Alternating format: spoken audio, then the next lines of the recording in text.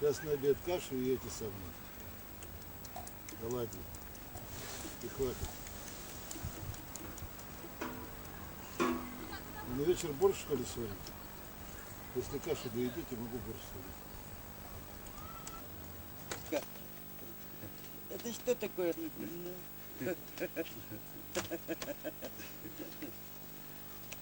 Шашлыка-машлыка нема. Солнце уже на западе, не то что на востоке. Во-во, Сава то. Чё? Проходи. Все японцы сейчас бумагой делают. Ага. Вот.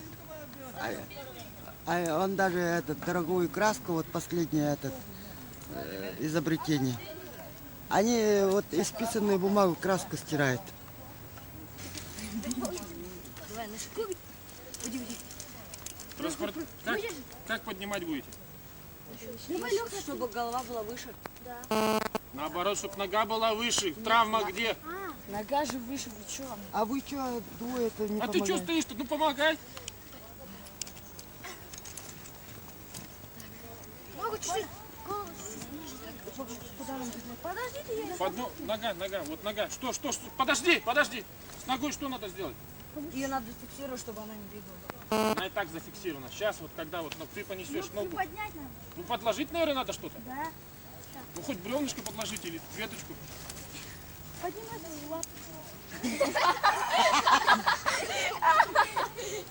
Правильно делаешь, неправильно.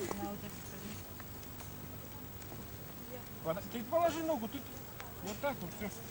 И не больно. А ты что? Да, стоп. Куда? Ты Ты туда что, идешь? вниз головой, что ли, будешь? Туда же.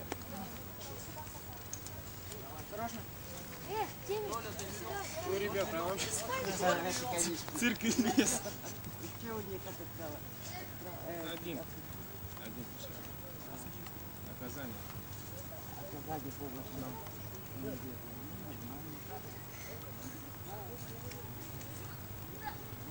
Спрашиваю, говорю, чем будете обезваливать, как будете. Она говорит, спиться надо в ногу. В том, что характер у вас стойкий, никто у нас не захныкал, не застрадал. Больше не Молодцы, это очень здорово. Сейчас, после награждения, подойдут автобусы. Когда автобусы будут подходить, чтобы здесь на дороге никого не было, все находитесь на своей территории. После того, как автобусы встанут, займут свое место, будет дана команда на посадку. Руководители команд и школ отвечают за безопасную посадку детей, чтобы не было ни толкучки, ни суеты. Договорились? Да! Молодцы! Так, судьям соревнования приступите.